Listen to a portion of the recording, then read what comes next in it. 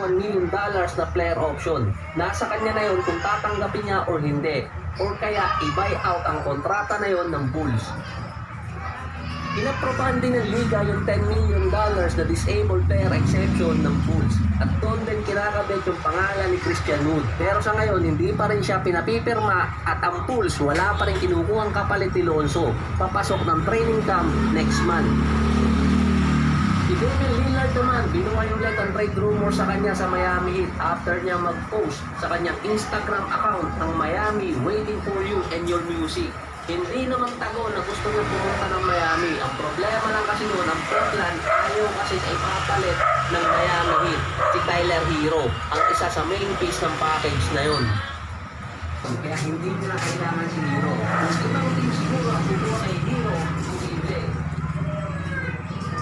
Ang malinaw kasi sa trade na yun, gusto rin ng Miami Heat. Kaya wala silang ganun asset para mga teams para pumunta sa trade na yun. Sinakita yung Junior at Christian Wood nasa kapatid ng Miami Heat. Kung makatuloy ang trade kay Damian Lillard, magiging complicated kasi yung line-up nila kung sa kapatid yung trade kay Dame. Dahil nga, yung value ng kontrata ng team kailangan din tapatan ng Miami or ng teams.